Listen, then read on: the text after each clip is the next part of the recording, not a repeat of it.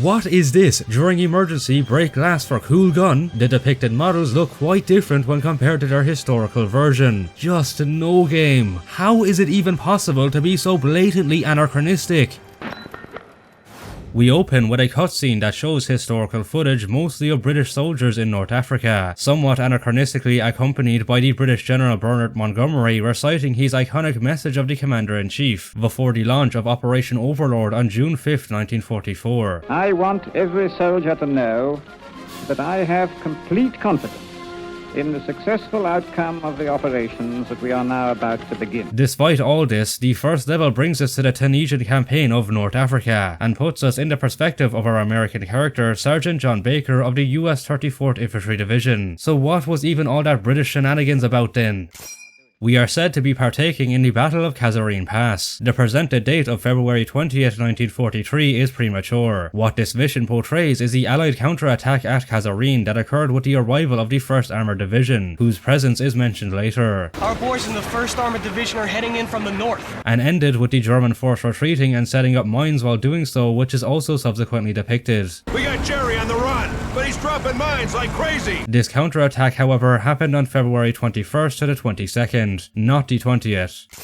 Once in the gameplay, we straight away notice inaccurate weather. There was no sandstorm during this battle. The added impaired vision because of all the dust is fiction. The terrain of the Kasserine Pass itself is also way off. It is in fact a wide gap between two plateaus with rather gentle slopes and scattered vegetation. Yet in game it is shown being a winding, narrow, rocky canyon in a completely barren desert. What is it with media incorrectly portraying it this way? Whether it's other video games we have covered before such as Battlefield 5 or movies like The Big Red One, they all seem to be copying each other. Many of the US soldiers have the insignia of the 2nd Ranger Battalion. This unit never fought at the pass. In fact, they weren't even formed until a month after the battle had taken place. None of the soldiers in this game wear any helmet chin straps. Many Americans are wearing M5 gas masks as a rather extreme way of dealing with the sandstorm. We even later see some of them wearing the gas masks outside the storm, which would do nothing but limit your visibility. The US soldiers are wearing this expansion's badly modelled version of the British battle dress. They should have the American M41 uniform, like as shown on the left with a past artwork using the game's models by Michael Akkerman. Almost every enlisted soldier among both Allies and Axis do not have any unit or rank insignia. Too many of the enlisted men are armed with M1A1 Thompsons. In early 1943, Thompsons were not actually yet a part of the official equipment supplied to infantry divisions. The few that had them acquired them by trading or raiding them from supply storage or fallen comrades. The ones wielding Thompson SMGs are wearing non-corresponding rifle cartridge belts. The soldiers' first aid pouches have belts instead of buttons. They are also missing a bunch of gear items, including their canteens, entrenching tools, fighting knives, and haversacks.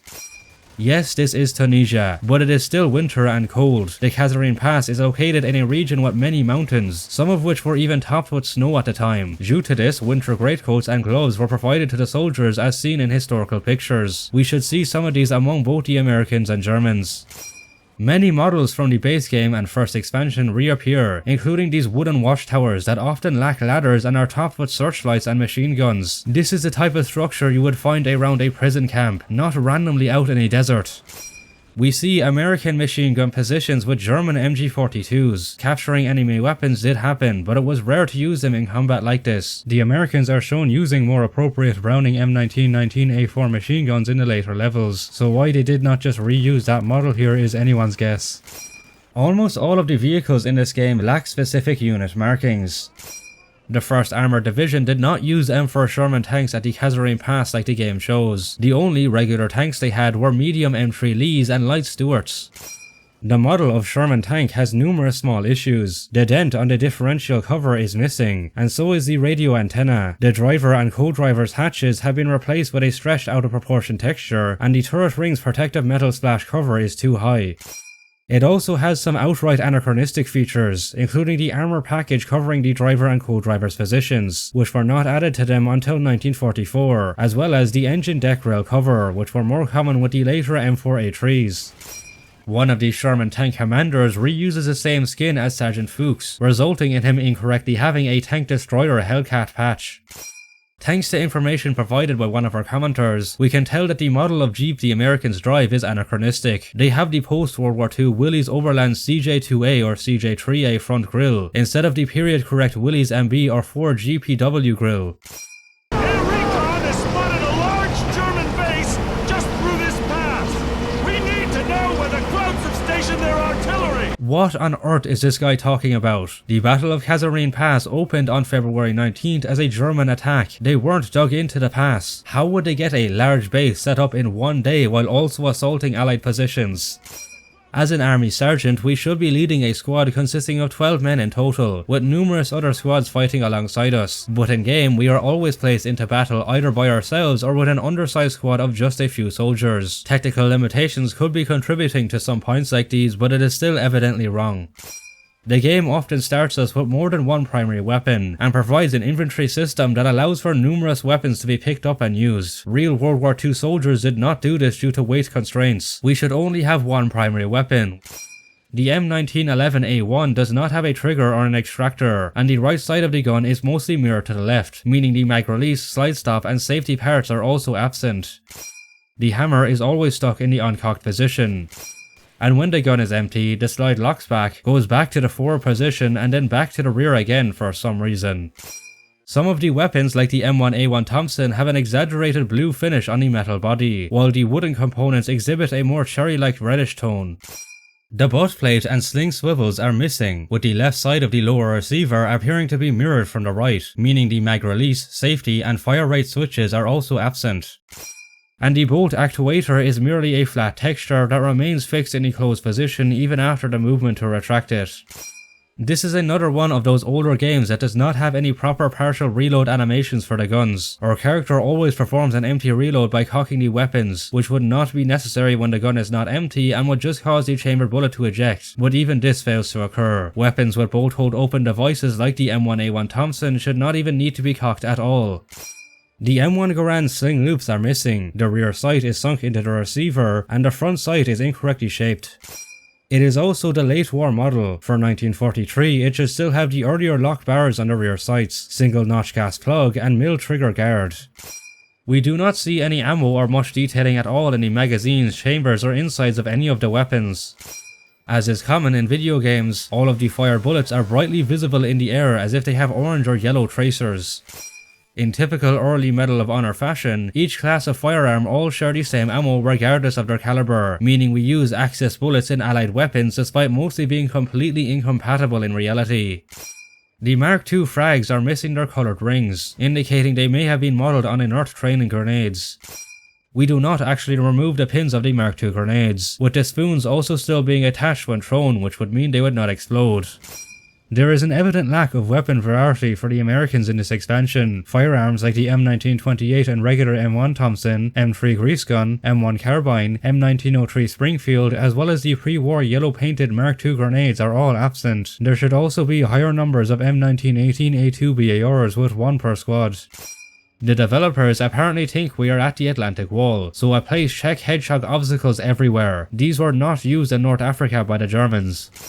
The uniforms of the German Afrika Korps enemies are incorrectly coloured. They are far too tan and brown. Their tropical M40 uniform should be olive green, as represented here with another past artwork by Michael Akkerman. Even if the game was trying to depict sun-bleached uniforms that have been in the desert for months, we should still see some remnants of the olive green. Most of the DAK soldiers have regular infantry white Waffenfarbe or piping. For the Kasserine battle, they should be Panzer Grenadiers of the 10th and 21st Panzer Division with green Waffenfarbe. The masked Afrika Korps enemies are probably meant to represent the scarf and goggles technique, used in North Africa usually by Panzer Grenadiers when riding on vehicles. These lads, however, look like they're wearing damn hockey masks. Way too many of the enlisted ranked Germans are armed with MP40s. Only NCOs, officers, and sometimes assistant squad leaders would carry these. The soldiers wielding MP40 SMGs are wearing rifle ammo pouches. The Model 24 steel hand granata is used but not actually physically carried by the Germans, as their only concussive or fragmentation grenade in the game, despite the fact that the Model 39 I-hand granata was actually the most produced German grenade of World War II. The steel hand granata still have their safety caps attached when thrown, so should not explode. American M1910 canteens with red crosses on them are rather illogically dropped by the Germans and found around their supplies as health packs. A bunch of the enemies are out in the open just charging at us. German World War II combined arms tactics would see them using the cover of their surroundings and vehicles to approach, the AIs being completely dumb tactically, and having very basic reload animations and unlimited ammo is evident throughout the game. There is a lack of German armor variety, with the Panzer IV being the only one present throughout the expansion. For Kasserine Pass, there should also be other variants including the Panzer II and III, as well as perhaps some Italian tanks of the 131st Armoured Division. The Panzer IVs have the small vision slits on the right and left of the turrets, which were removed in April 1942. They also have a weird mix of black and yellow paint scheme. In the desert, most of the tanks were painted in simple one-tone sandgrau or gel brown. For some reason, this intact Panzer IV is left abandoned on the battlefield, allowing us to steal it. Baker somehow knows how to perfectly operate it, and does so outright impossibly by himself while sitting on the top of the turret. The MG42 has the vertical charging handle that was not introduced until later in 1943. They should still have the slab-sided horizontal charging handle, or better yet, have many of the guns themselves replaced by the still more prevalent MG34. All mounted machine guns in-game have no ammo feeding into them, yet still somehow fire endlessly with no animations for reloads, cooldowns or barrel changes. The fire rates of the guns in this game are all over the place. Some randomly change RPM slightly, the AI's weapons generally shoot faster than when they are used by the player, and some fire rates are just not even close to their real-life counterparts, as especially evident with the MG42.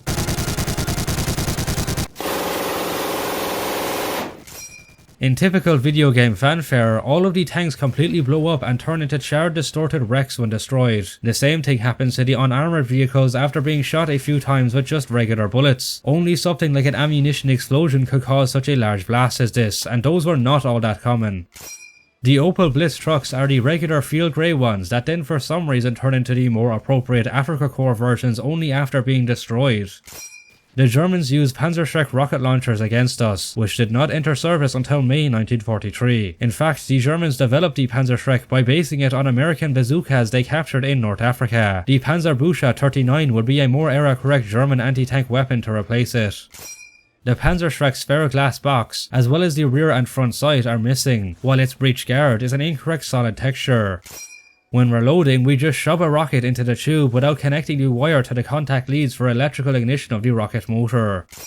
The reloading procedure is performed while we hold a rocket launcher upright in front of us. Since a Panzerschreck measures 65 inches in length and the typical World War II soldier's height was around 68 inches, reloading in this manner would likely cause the muzzle to be shoved into the ground. Factors such as these were the reason rocket launchers are used by a crew of 2, but this is not represented in the game.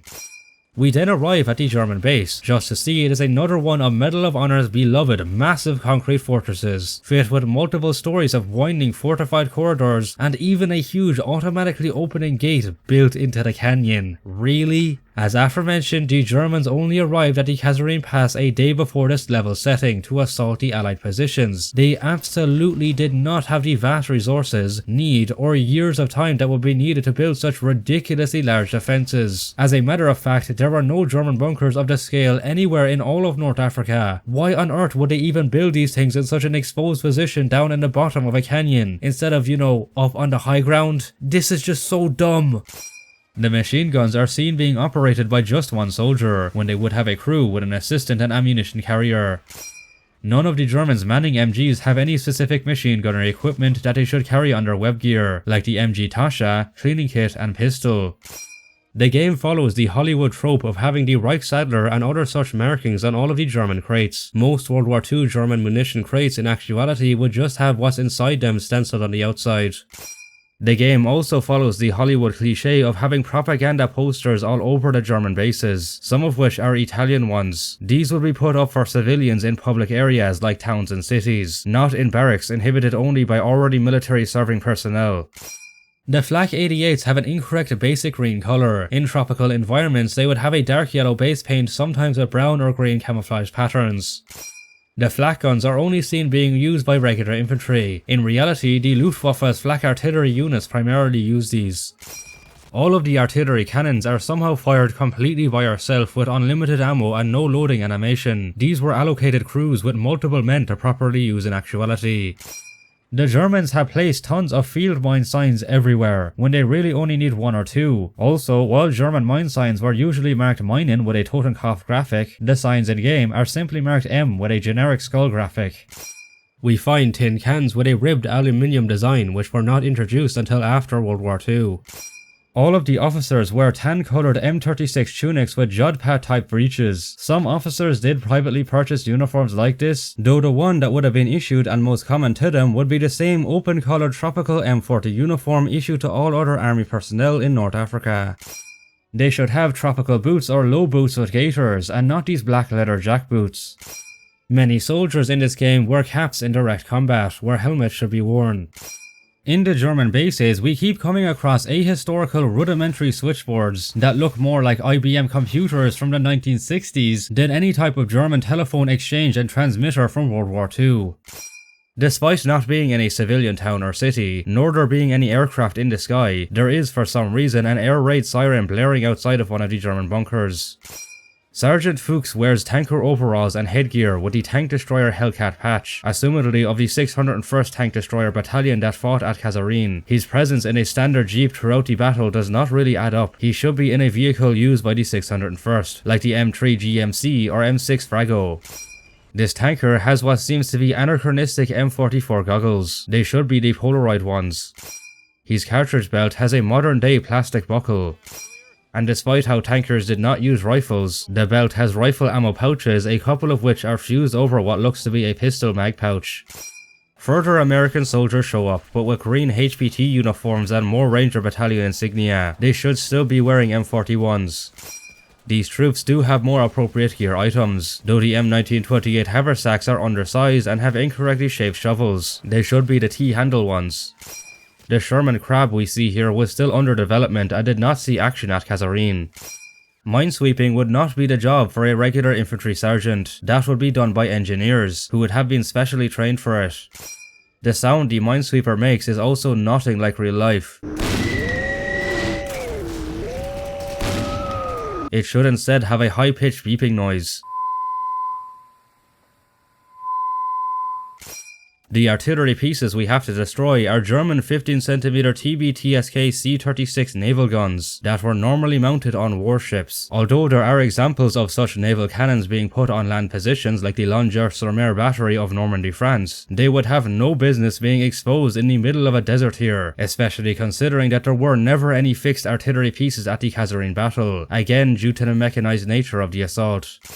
Instead of properly setting them up with the blasting cap and detonator, the American TNT charges somehow explode by just having what appears to be attached blasting machines with the detonator handles missing.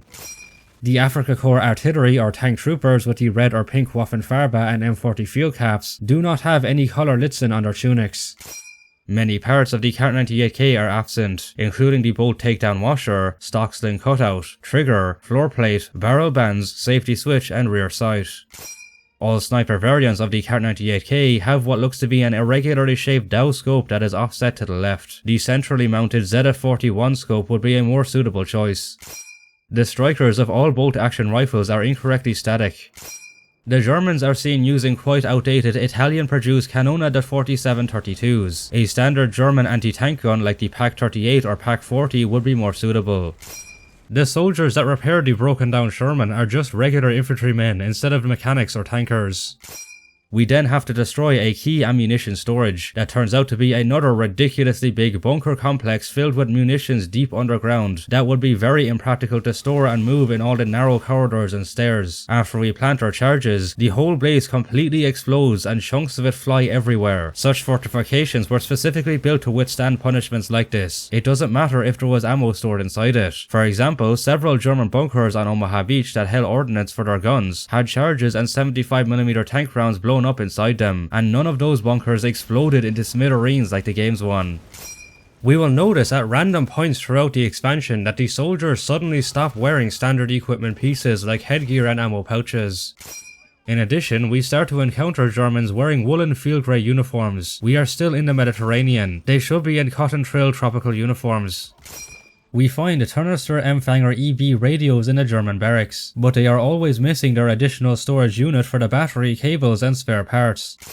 While playing through games like Medal of Honor, one unfortunate thing of note is their often steep prices, even for older titles. But this is where our sponsor G2A comes in to help. G2A is an online marketplace that offers all kinds of games, software, DLCs, gift cards, and other digital entertainment at great prices with instant delivery. For example, this copy of Call of Duty Black Ops 6 going for less than a mere $24, an over 70% decrease when compared to its usual price of around $80. Further adding to this, the summer season has introduced the new Discovery Month on G2A that lets you experience amazing games that you may have missed. With G2A.com, you can play anywhere you want, not only on PC and Xbox and PlayStation consoles, but also mobile devices including your phone, Steam Deck, and Nintendo Switch 1 and 2. So to save money on your favorite games and items, check out G2A by clicking the links in the top of the description and pinned comment. Now, back to the inaccuracies. We are brought to partake in the battle for Bizerte. The trailer and wiki for this level states it is set on April 20th, 1943. American forces did not enter Bizerte until May 7th, 1943. No units of the 34th Infantry Division ever actually entered Bizerte to take it. The city was liberated by the American 9th Infantry and 1st Armoured Divisions, as well as British and Free French forces that arrived on the following day, May 8th, to conduct mopping up operations. Unless Baker somehow switched to the 9th Infantry, we should not be here. Although the 1st Armoured Division did have Shermans at this point, the tanks didn't go into the city itself. They remained outside, mostly preventing anyone from escaping to the east. Instead, there were mostly M3 Lees from the 751st Tank Battalion and likely one company of Stuarts too. We begin encountering soldiers wearing the insignia of the Engineer Special Brigade. This unit was only involved in amphibious landings, none of which feature in this expansion. One of them is armed with a British Lee Enfield rifle in place of a standard M1 Garand. There was never a big battle for Bizerte itself as portrayed in the game. This is a highly fictionalized depiction. After the Americans had defeated a significant German force at the Battle of Hill 609, the way to the city lay open and it was liberated without much opposition. The bloody battle for Hill 609, which the 34th was heavily involved in, would have been a much more suitable fight to depict over this. The game's depiction of Bizerte itself is also very off. It does seem to include the city's canal, but it is way too small. The actual canal is about 250 meters wide. Instead of being British Army soldiers in denim or khaki drill uniforms, the British soldiers we have to rescue are straight up just the 6th Airborne Division paratroopers from the previous expansion's Normandy D-Day levels. This unit had only just been formed and was never in North Africa. The uniforms themselves are just horribly retextured American M42 paratrooper uniforms. The only thing British they are wearing are the berets and sleeve patches. More Germans in out-of-place woolen field grey uniforms appear. They wear a dark green miscoloured M42 uniform with incorrectly contrasting stone grey tunic collars and shoulder straps. Their Stahlhelms look to be the pre- and early war ones, judging by the green colour and decals. They should mostly be the standard grey ones without decals, as those stopped being put on them by now and would only be worn by some older veterans. Besides that, the decals are the same eagle on both sides, when they should be two different ones or just a single one. We get to use the MP40 here, giving us a good view at how it is completely missing a trigger, bolt handle, safety notch in the receiver, and front sight post. The spent casings are ejecting from the back of the receiver instead of from the ejection port towards the front. The Beretta M1934 pistol incorrectly has 15 rounds in its mags when it should only have 7. The hammer is always stuck in the uncocked position. When firing, its slide does not fully lock back, with the spent casings just clipping through it. And when reloading, the slide should go to the forward position when the spent mag is removed, but only does so when a new mag is inserted in game. We begin to encounter Italian enemies, and oh my, they are depicted so badly. They should be Royal Italian Army soldiers, who in Tunisia wore both the grey-green woolen and tropical khaki cotton versions of the M40 uniform, but instead the game presents an absolute mess of anachronistic and out-of-place ones. The British battle dress and gear, as well as the Italian tricolour patch on the first model we face, identify them as being soldiers of the Italian co-belligerent army. This force was not formed until later in 1943, where they fought alongside the Allies against the Axis on the Italian mainland. Their headgear consists of American M1 helmets still with the US Ranger logo on the back. They should have the Italian M33 helmet. The second model of Italian soldier has what looks to be a badly imitated green coloured M40 uniform, in contrast to his actual grey-green or khaki version. This model also wears a US M1 helmet, still with the Ranger insignia, along with a stretched out flat texture of a brim, as a very lazy attempt to recreate a pit helmet. An actual Italian pit helmet looked like this. Most anachronistically is that this third model of Italian soldier appears to be a poorly modelled Italian National Republican Guard, judging by the beret insignia and tunic. This gendarmerie force was formed from the Italian Social Republic in late 1943, following the outbreak of the Italian Civil War. These latter Italian models completely lack standard web gear, encompassing ammo pouches, bayonets, canteens, gas mask bags, and backpacks. The shortened Fucile Mod 38 appears as the only carbine or rifle used by the Italians. This model was not all that widespread, with less than 300,000 being produced. There should be other variants present, including the Moschetto Mod 1891-38, Fucile Mod 40, and Fucile Mod 41. The SCRM Mod 35 appears as the only Italian grenade, when they should be using them alongside the OTO Mod 35 and Breder Mod 35. The grenade itself is oversized and incorrectly modelled with a completely enclosing still attached safety cap that should render it unexplodable. It is also wrongly shown having a few second long fuse, whereas these exploded on impact in reality. Throughout the game we see Italians and Germans mixed very closely with each other. They are shown fighting in the very same areas, driving in the same convoys, and even living in the same barracks. Although the Italians would be under German command by this point, there should still be more segregation between the units of these two nations for ease of command. Among them are German army or Heer officers wearing M36 tunics with low poly Litzen on dark black collars. The M36 instead had a bottle green collar. All of these officers have breeches with red Lampessen, meaning every one of them is in the general staff. Yeah, I do not think so. And speaking of the general staff, throughout the game we encounter, fighting on the front lines, multiple full-on German Heer generals, with the corresponding rank insignia, a bunch of commendations, and even party armbands. Just no game. The colour of the visor cap's piping and insignia, along with the breast eagle, are the wrong colour for the rank. They should be gold. The base colour of their uniform is Luftwaffe Field Blue. The complete randomness of the soldiers in this level becomes even more obnoxious, with the presence of this German wearing a poorly depicted smock with a completely ahistorical camo pattern. The Walter P38 pistol is missing its trigger. Its hammer is always stuck in the uncocked position, and its slide fails to lock back when firing or empty. The Granatwerfer 42 motor is used directly on the front lines way below its minimum effective range. The angle they are aimed at should cause the motor rounds to be sent hundreds of meters away, but they instead just land a few meters in front of us. Just like the mounted machine guns and artillery cannons, the motors fire endlessly with no loading procedure. The game then suddenly decides that it wants us to act as an OSS operative, so has our regular infantry sergeant link up with an undercover German agent Klaus Kneffler to go on a secret mission behind enemy lines. They are not even trying to be historical anymore. The Germans are on the retreat, headed north towards Pointe-Carrière. Unfortunately, that's exactly where we need to go. Pointe-Carrière is located at Menzel Abderrahman, about 5 kilometers south of Bizerte. It is not north of the city, nor was it a strategic fallback point for the Axis during this battle. German tank crewmen in their Black Panzertruppen uniforms inexplicably start chasing us. German tankers in the Mediterranean also wore tropical uniforms, but why are these lads even here doing this? The Black Panzertrooper uniform is not even a good one, as it incorrectly has white infantry piping or Waffenfarbe instead of the tanker pink.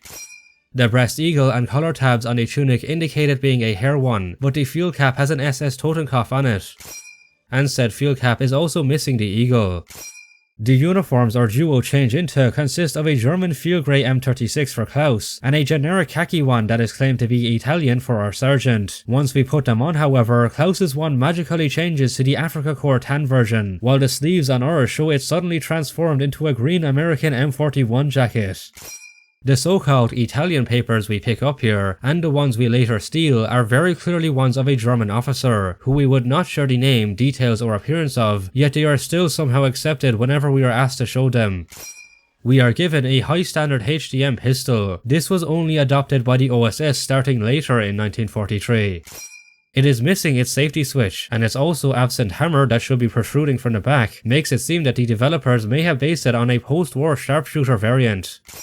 This pistol is semi-automatic but is falsely depicted as manually operated. Upon firing, the slide stays stuck in the forward position, the casings clip through it, and we pull back the slide after every shot. The Opel Blitz truck we enter was originally not designed for the player to be inside, resulting in it having a completely blank dashboard. The next level sees us sneak off to a harbour that is said in the gameplay by Klaus to be at Point Carriere, but is referred to in the save files as Bizerte Harbour, so which one is it? Regardless, there is no such harbour of this scale around Point Carriere, and its depiction in game doesn't match with any in Bizerte either. We are tasked with blowing up the ship and fleeing by fighting our way through the streets. None of this happened. The events of this level are nothing but more infamous Medal of Honor James Bond type nonsense. The harbour and vessel are shown being defended by German and Italian regular infantry only. Instead, there should be naval personnel of the Kriegsmarine or Regia Marina. The vessel is also not based on any real one, is missing key parts like a proper bridge, funnels and anchors, while this FeReise 16-ton gantry crane seems misplaced, given it was to be used on land as a mobile lifting device for heavy vehicle parts. The inside is not much better either, as it is filled with instrument panels carried over from the base game's U-boat interior. Even the so-called troop roster we pick up contains submarine blueprints. We come across a reused asset of a street sign stating that the Algerian city of Oran is 37 kilometers away. Why on earth was this put in here? Out of place American TNT charges are found in the vessel. German bundled dynamite sticks or Italian AC&A TNT blocks would be a better alternative. We come across misplaced American Winchester Model 1912 shotguns among the enemy supplies. The M1912 lacks a trigger, sling loops and front sight, with its magazine tube also extending past the area for the bayonet lug. In typical video game logic, the shotgun has a ridiculously low damage range, and our character always unnecessarily pumps it whenever we pull it out, which fails to eject the chambered shell. The enemy pistol ammo pickups have Schrotpatronen on them, which is the German word for shotgun shells. We begin to see the Italians using too many Beretta Model 38As. This SMG was not common among standard enlisted infantry, instead being issued primarily to commissioned officers and elite units. The Beretta Model 38A is missing its butt plate, safety switch and sling loops. It is modelled with a 30-round mag that somehow holds 40 rounds. It should fire from an open bolt with a non-reciprocating bolt handle, but incorrectly fires closed bolt with a reciprocating handle in game. And upon reloading, the bolt handle magically moves back and then forward again without us touching it. We can pick up the Fucile Mod 38 in this level, giving us a better view at how its butt plate, sling fixtures and wooden foregrip groove are missing, with the rear sight just being a flat piece of metal. It is loaded with a German-style stripper clip instead of the proper Italian one. All clip-fed rifles are loaded with the maximum number of rounds, regardless of if there is still ammo in the magazine. While escaping, the Germans throw naval Kurzer 39B smoke grenades at us. They are incorrectly shown emitting green smoke when it should be white or grey. The smoke also emits from them for only a couple dozen seconds, in contrast to the 4 to 7 minutes of smoke emission these had in actuality. Germans start using Panzerschrecks directly on us as if it is an anti-personnel weapon, rather than the anti-tank rocket launcher that it is. The following chapter opens with another completely pointless random selection of World War II clips, mostly of German forces, accompanied by US President Franklin D. Roosevelt's 1941 speech denouncing the Kriegsmarine in the Atlantic Ocean. These nasty submarines and raiders are the rattlesnakes of the Atlantic. This is followed with the title screen stating we are partaking in the July 10, 1943 Operation Husky landings in Sicily, Italy. Like, what? Was it really that hard to find any historical media that had even a bit of relevancy to this? We're playing as glider troops of the American 82nd Airborne, but during the invasion of Sicily, only the British made a glider assault. The 82nd Airborne did paradrops from planes. There was just 2 months between the capture of Bizerte and the invasion of Sicily. That is a way too short period of time for our infantrymen to join the airborne and train as glider infantry. It makes no sense for Baker to be here. Gliders would be flown by an Army Air Force pilot and co-pilot who would have their own unit insignia and training. They were not flown by airborne infantry themselves as presented here. Releasing now! Good luck on the ground!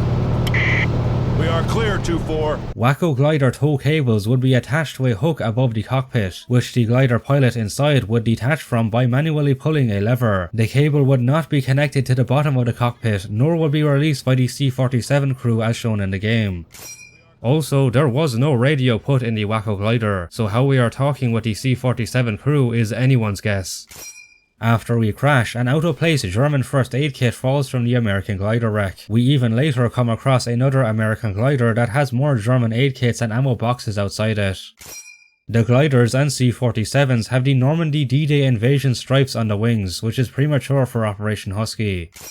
The Italian units fighting around the 82nd Airborne Landing Zone's Angela were the 18th Coastal Brigade and 4th Livorno Infantry Division. The rearguard coastal units were less well equipped with older uniforms including the M37 and Adrian helmet, as well as outdated firearms such as the Fuscelle Mod 91 rifle. Instead of correctly depicting this, the game just continues to present its atrocious mess of anachronistic troops.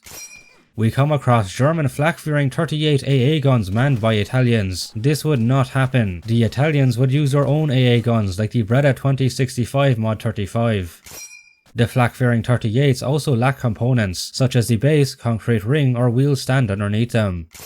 We see the Italians use German flak 88s. This gun was actually used by them under the designation of Canona de 8856, CA modeled 18 to 36, but it was rare, especially after they lost a bunch of them in Africa already. In general, most of the 88s should be replaced by Italian ones, such as the Canona de 9053, which was also used for both AA and AT fire. The Italians utilized German Opel Blitz trucks. We just saw a model of an Italian truck in the Bizerte level, so I have no idea why they did not just reuse that asset. Even so, there weren't actually many of these in Sicily, and the coastal units in particular barely had any motorized vehicles. They would be using horses and donkeys with carts for transport. The Italians are shown having German MG42s instead of appropriate MGs like the Breda M30 or 37 and Fiat Ravelli Mod 1935. We later see that the Breda 30 is actually already in the game, so again, why was this asset not just reused? All of the munition crates among the Italian positions are just German ones. A similar point can be said for their health packs that are also just German first aid kits and American canteens. We begin to see numerous open campfires that the soldiers have made around the place, including ones directly on the front lines. The light and smoke emitted from these would be a surefire way to attract enemy bombardment, and thus would be strictly against doctrine. No soldier with any training would ever do this. An Italian armoured car attacks us. The game refers to it as an Auto Blinda AB41, but the developers likely misjudged photos of it because they replaced the 2cm autocannon with a 4.7cm anti-tank cannon, which only existed on the AV43. Further adding to this oddity, the turret is horribly small to house such a cannon, and the cannon itself is far too long. It is always seen being railway mounted. Only 20 rail conversions of this vehicle existed, and they were only used by the second group of mobilized railway engineers in occupied Yugoslavia against partisans. Also, the road wheels are still attached to the vehicle. These would need to be converted to bogies as seen here. Our American officer, Lieutenant Joe Phillips, is not only wearing a British battle dress like all his other men, but also has a British P-37 webbing and even British officer shoulder boards. His headgear for some reason consists of a broad brimmer, as if he is a stateside drill sergeant with a campaign hat. And most bizarrely is that he is armed with a Vickers Vertier LMG. The only allied force to adopt this gun in World War II was the British Indian Army. The Italian tanks we face are P-40s. This tank wouldn't be produced until September 1943, 2 months after this campaign. Just 21 of them were ever built and served in Rome under German control. The only tanks in the Gela area at this time were captured R-35s of the 131st Tank Regiment. Our objective is the airfield at Caltagirone. None of the airfields around Caltagirone saw any sabotage action from US airborne forces on the July 10th opening night of the Sicily invasion. The events of this level are more fictional schlock. This map that appears multiple times in the expansion is completely unsuitable, as it is a modern German battle map of the Anzio area south of Rome. A period map would look like this. We start to encounter German Waffen-SS soldiers. There were no SS forces in Sicily at this time. The .44 camo M43 uniforms are anachronistic, as they were not issued until 1944. The tunic is missing the SS eagle on the left sleeve. And all the Stahlhelms worn by SS soldiers have hair decals instead of the SS ones. Why is there an American Jeep parked in an Italian radio compound? At this point, just about 0 Jeeps had landed on the island yet, so it's not like it was captured. Perhaps an SVA Verberti AS42 could provide as an Italian alternative. We start to see Italians driving German BMW R75 motorbikes. An Italian equivalent like the Moto Guzzi Alce would be more appropriate. We also see them begin using German Panzerschrecks. An AT cannon like the earlier seen Canona de 4732 would be better. The Panzer IV's paint scheme has been changed to a still incorrect plain green colour. In the European theatre they would be painted in Dunkelgelb with mixes of green and browns in different patterns such as dot, line or ambush types. You sneak inside, sabotage as many fighters as possible, and sound the scramble alarm. After that, the Brits will pick you up behind the control tower. Brits? What Brits? They had their own landing zones and objectives. The British were and would not be sent to exfil some random American sergeant. We're handed a Dalil carbine. Seriously? This is an exceptionally rare weapon designed for British commandos and did not even enter service until 1944. The Dalil carbine is missing its safety switch, mag release and sling loops. The receiver and iron sights are under-detailed and the trigger guard and mag well are oversized. The airfield we arrive at is a fictional one that is way too extensive. It features a far too short but concrete constructed runway with lights, a control tower, large hangars, ladderless guard watchtowers and fencing all around the facility. None of the airfields at Sicily looked like this. They were no more than a dirt runway, some wooden huts and very basic concealments for airplanes.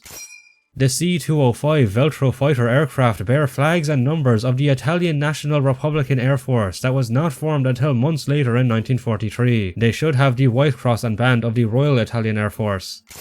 The airfield should be defended by Air Force personnel, but instead the game presents yet another massive array of various Italian and German infantrymen. Among this hodgepodge of soldiers is a very out-of-place Kriegsmarine Seaman. Where was this model when we were actually at a naval port back in Bizerte? The Kriegsmarine uniform is also badly depicted. It has an incorrect grey shade with brown coat buttons and eagle, instead of the proper dark navy blue colour with gold buttons and eagle as shown with another past artwork here by Akkerman. They have the silver hair belt buckles instead of the gold Kriegsmarine ones, and they have regular grey undershirts instead of the Kriegsmarine jumpers. We run into more out-of-place SS soldiers wearing all black attire with party armbands. This is certainly supposed to represent the M32 uniform from the pre-war era. Although some, particularly in the Allgemeine SS, still use this attire, the regular field grey uniforms were far more common and preferred by this stage. It is not even a good recreation of the M32 either, as it is mostly just a black retextured M42 uniform with the hairbreast eagle and belt buckle still there and all. Their collar tabs show them having the rank of Untersturmführer, but they are missing the corresponding shoulder boards. And all of the SS title cuffs are completely blank. Some of the troops in the fictionalized camo smocks are now seen wearing a helmet cover with an also ahistorical camo pattern on it. We face a foe wearing a very oversized Zeltbahn in splitter camo. The camo itself is also oversized and in the wrong color shades. The soldiers in this barracks building are playing a game of Go Fish, which was not invented until 1984. Most of the personnel on the enemy base wear full equipment and will straight away pull out guns to shoot us when we are seen, even if they appear off duty or are non-combatants like these scientists that are present for some reason. Why is there a British Vickers Berthier inside a glass emergency case in an Axis airfield control tower? Besides the fact that neither the Italians or Germans ever used this gun, the place we find it in is so ridiculous that I think the developers put it here as a troll. Like, what is this? Break glass for cool gun? The receiver is woefully under-detailed, with the bolt handle being positioned too far back on it, and the iron sights look nothing like they should. We raise the alarm on the base by using a microphone connected to a Turnister Empfänger EB. This makes no sense considering this is a radio receiver that cannot broadcast audio. The absolute circus show of enemies becomes even more hilarious with the appearance of the game's depiction of Gestapo agents. Typically, Gestapo agents in the field would wear civilian suits, but even for a uniformed district officer there are mistakes present here. Firstly, they wear hair visor caps and greatcoats with the hair eagle on it instead of the SS versions. They have the hair infantry shoulder boards in place of the proper Ordnungspolizei ones. And the lack of SS runes on their collar tabs makes sense for a Gestapo agent, but they should still have their rank on the left one. One of the Italian truck drivers wields a German Walter P38 in place of the proper Beretta pistol. Instead of being a regular section, the British force that turns up to extract us rather illogically consists of just a single senior officer, Lieutenant Terry Lydon. This lad would be leading entire platoons. Where are all these men? Lydon wears a cartoonishly oversized visor cap with an unrecognizable insignia. His base uniform is the game's poorly modelled battle dress but in an incorrect green colour instead of the proper brown or khaki. The 1937 pattern web equipment has a plastic belt buckle and these strange ahistorical pouches on the sides. They are also missing standard items like the bayonet, mess kit and haversack. And he is driving an American Jeep with US markings on it instead of British ones. The rest of the 82nd Airborne is engaged a German armoured division. They're trying to stop them from reaching the Allies at Gela. It is still night right now. The German Hermann-Göring Panzer Division did not attack American positions around Gela until the afternoon of July 10th. They've left a supply of bazookas next to that glider. And how did you, as a British officer, gain a stash of American bazookas? It would make more sense if he was to have the British Piat, which actually appears in the following mission. The M1 bazooka has a very basic model. It lacks a rear sight and the front sight is just an incorrect square piece of metal. It also does not have the contact spring and latch which we would need to use to connect the wires to the rocket of the launcher for it to fire. The fired rockets have a too low velocity and spiral out of control after a certain distance. This would not happen as the rocket motor only lasts for a few seconds. After that, the rocket would just continue its trajectory and fall at an angle. After exiting the Jeep, Lieutenant Lydon wields a Vickers Vertier. Given that he is an officer without a section and that he isn't an early war Indian, he should just have a Sten SMG. We get to use the SCRM Mod 35 in this mission, revealing more errors in its depiction. It is shown activated with a short metal pull tab that we simply flick off. In reality, this grenade had a longer leather pull tab that was used to fully remove a safety strip. Despite being labelled as men from the 82nd Airborne Division, the paratroopers we meet have the 101st Airborne Division Screaming Eagle patch. The airborne M42 uniforms have the reinforcements on the knees and elbows which did not enter use until the Normandy invasion. Their musette bags are too big and misshapen. Their webbing are basic infantry ones rather than the airborne ones with the shoulder pads. Where their cartridge belt's first aid pouch should hang are what look to be elongated compass pouches worn only by commanding officers. We are then tasked with securing the city of Gela with the 82nd Airborne paratroopers. We're trying to secure this town, but we're outgunned. Reinforcements are due to arrive any minute, but we can use all the help we can get. By this time in reality, Gela had already been taken by US Rangers, who are being steadily reinforced by the landing 1st Infantry Division. The 82nd Division never actually landed in Gela itself, but rather further inland to the north across the Gela Plain. The maps in this chapter continue to not resemble any part of Sicily, with the display of Gela being especially bad. It is depicted as being a tiny inland village, in contrast to the larger seaside city that it actually is. A C-47 appears above to reintroduce the old video game cliché of having the aircraft fly at ridiculously low altitudes. The Skytrain also drops more paratroopers in during the daylight. The paradrops during this battle were only conducted at night. This second group of paratroopers have even worse uniforms. They are just wearing the game's terrible rendition of a regular infantry uniform consisting of the badly modelled British battle dress. They do not remove their parachute bags throughout any portion of the battle. They would get rid of these cumbersome and now useless things immediately after landing. The Italians have apparently set up German Granatwerfer 42 motors in the upstairs of this building. Italian motors like the 8114 Model 35 would be more appropriate. One of the misplaced German crates somehow have American bazooka rockets inside. And next to that is another German Turnerster Empfänger EB receiver. A suitable Italian replacement would be the RF-3C radio.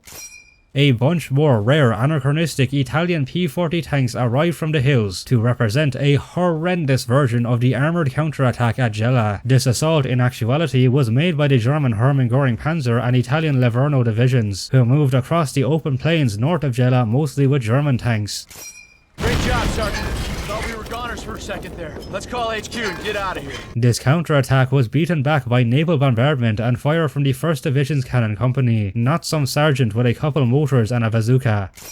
The following chapter opens with yet another irrelevant cutscene, containing a selection of mostly random World War II footage, accompanied by Winston Churchill's iconic first Parliament speech given upon becoming Prime Minister of Britain in May 1940. I have nothing to offer but blood, toil, tears, and sweat. This is then immediately contrasted by our American sergeant being placed in the Battle of Monte Cassino in mainland Italy.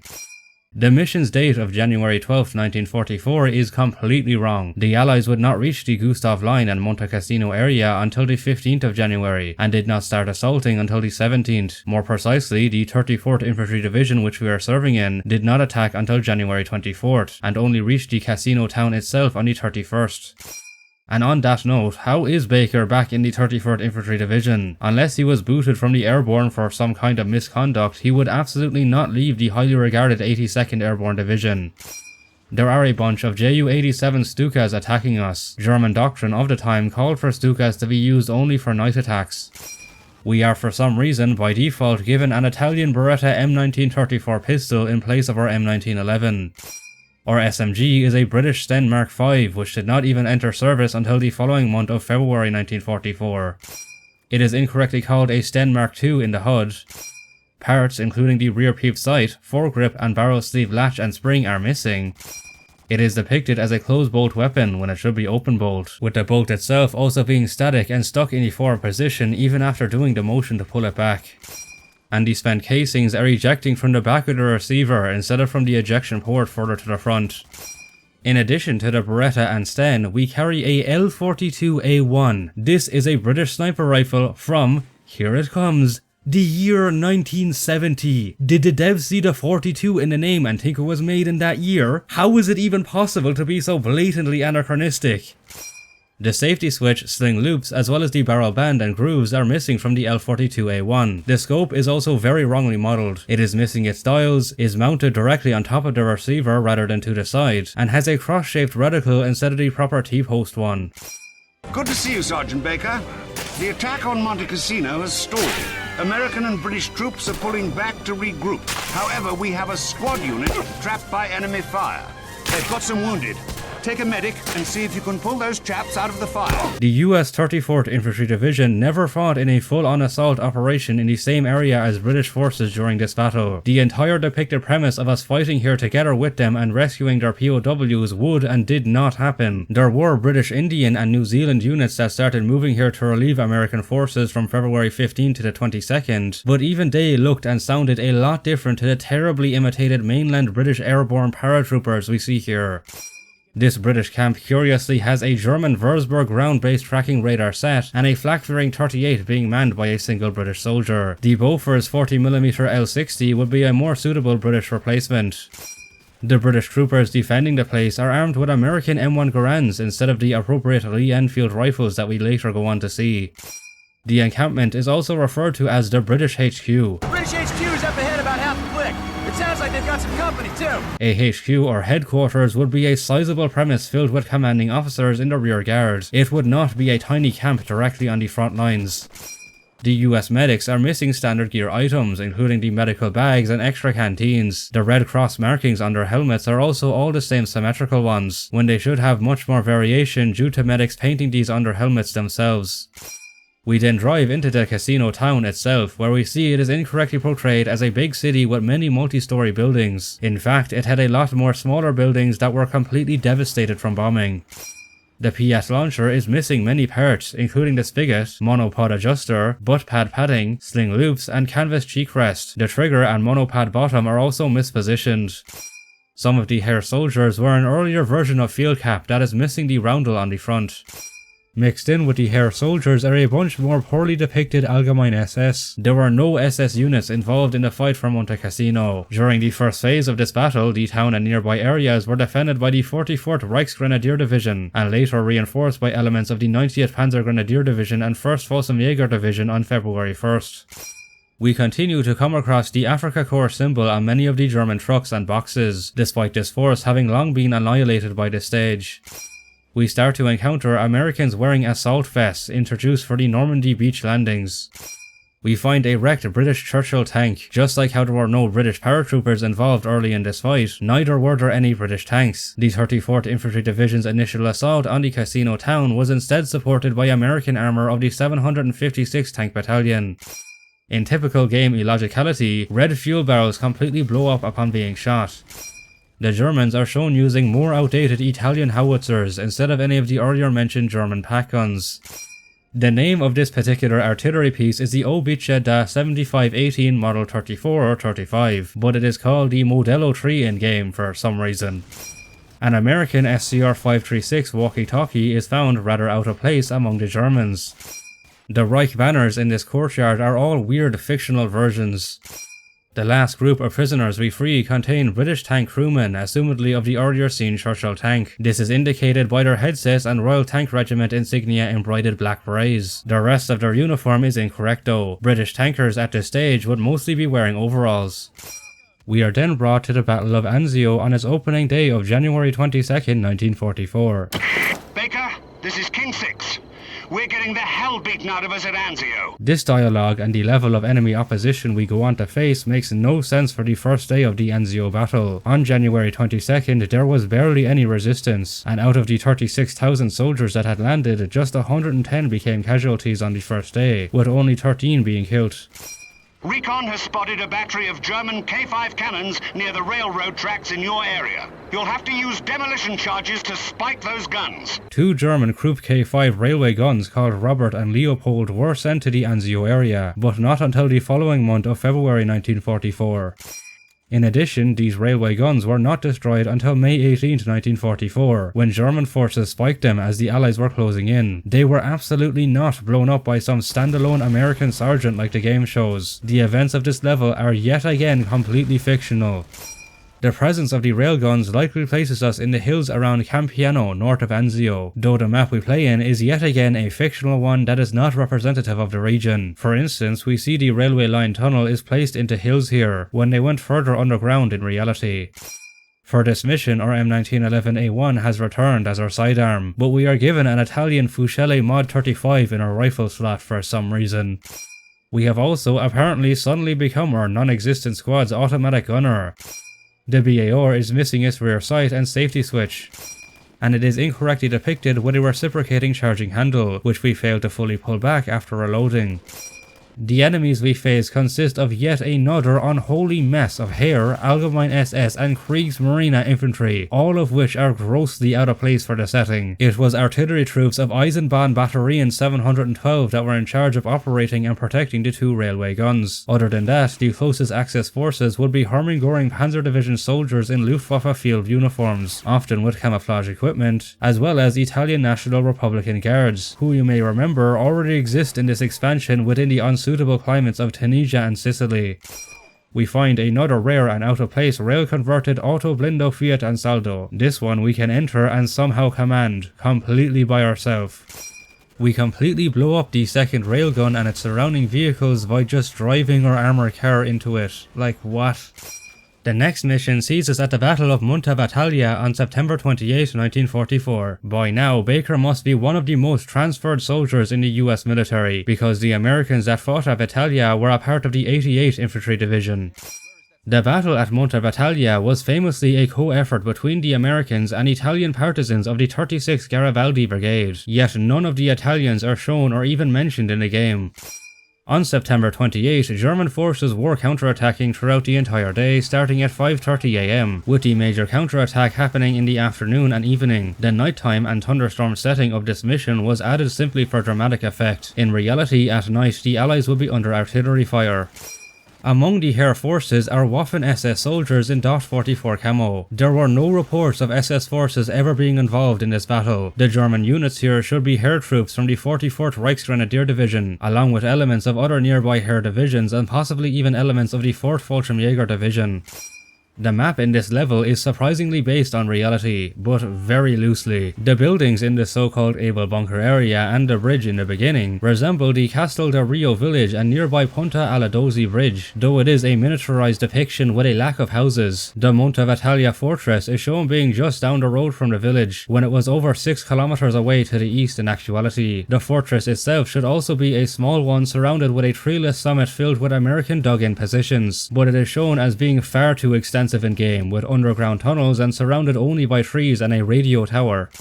We should not even be fighting at the Castle del Rio village, as the Germans had abandoned it around September 26th, and it was soon captured by the 351st Infantry Regiment. The fighting happened mainly on the hills west and north of the village, where from September 28, the American 349th and 351st Infantry Regiments had attempted with scant success to extend their gains beyond Castle del Rio, but resulted in huge losses. The combat around the fortress is even more inaccurate, as we see the place is completely overrun with enemies, and by the end of the level they straight up forced the Americans to retreat. This did not happen. Some Germans did reach the summit and fortress on occasion, but were repelled every time by Allied troops and artillery support. US forces held the area strongly until the British 3rd Battalion Grenadier Guards of the 1st Guards Brigade arrived to relieve them in early October. There should not be any tanks near the fortress, as it was on a mountain far too steep for them. In fact, it was so steep that the Allies had to use mules to carry supplies up rather than jeeps or trucks. The SCG-44 has a well-detailed model, but it is missing a trigger and its iron sights do not align with those of the real weapon. We do not press where the mag releases and just rip the mags out with brute force. And our character always unnecessarily cocks the weapon when pulling it out, which fails to eject the chambered round. The presence of the SCG-44 does add to the German weapon variety, though some common ones are still not present, like the Gewehr-43, which already exists in this game's first Spearhead expansion. The Germans were also recorded to have used flamethrowers in this battle, but none of these appear either. We now start to see the M1912 shotgun being used by the US Army men. Although this is an American shotgun, it was only rarely used in the Pacific and with US Army Air Force and Rear Echelon forces during World War II. Confirm the target is the castle. Over. K3, confirm on target is the castle. Why is a German Turnister Empfänger EB receiver here? And how on earth is it being used to transmit audio to an American radio? The radio man uses this despite already having a radio on his back, though said radio is an under-detailed SCR-300, which was used for long-range communication on a battalion level, under the command of a major or captain. He wears an M7 rubberized canvas gas mask bag. This was introduced primarily for the Operation Overlord Normandy landings, where they were usually discarded once in country. He has the insignia of the 29th Infantry Division, which never fought in Italy. And he has regular infantry private first class patches instead of the technician version worn by radio operators. The Germans are seen planting ridiculously oversized American TNT charges on the fictional communications tower. After retreating from the castle, we are shown a bunch of aircraft, including B-17 bombers with the red colour, indicating that they are a part of the 1st Bombardier Division, and we can see a mirrored version of the letter J in the tail section, which would belong to the 390th Bomb Group, but the 390th had a red stripe across the tail, not the whole tail being red. For some reason, the letter J is also in a square, which would indicate it's a part of the 3rd Bombardier Division that has an entirely different paint scheme. Both the 1st and 3rd Bombardier Divisions did not participate in Italy's theatre. In general, all of those that bombed around Italy look like this. The escorting P-51 fighters have the colour and insignia of the 361st Fighter Group of the 65th Air Wing. The 361st was also not deployed to Italy. Their combat missions will be bomber escort over Germany and resupply missions over Poland for the resistance. The latter was specifically Operation Frantic 7, where all of the P-51s from the 355th and 361st took part, and 65 of them landed in the USSR. The B-17s then dropped their bomb loads on the fortress, completely destroying it all in one fell swoop. This is utter dramatic fiction. What ruined the castle in reality was a steady supply of German heavy artillery and mortar bombardments throughout all of the fighting from September 27th to October 11th. Also, the shot of the Monte Battaglia fortress here suddenly looks a lot closer to its real-life version, but then the artwork in the credits scene immediately following it shows what looks to be the Monte Cassino Abbey that is hundreds of kilometers away and much bigger than the Monte Battaglia fortress. What a way to end the expansion, with yet another puzzling inconsistency. And so we are left with over 320 historical inaccuracies. For more, click on this video covering the base Medal of Honor Allied Assault, or this one for its previous expansion Spearhead. Massive thanks to the critical research aid carried out by Davidson, K-Nyne, FeReise, Michael Akkerman, AlwaysAFK and Hempy. Of course, thank you for watching. This has been the Frosty One, out.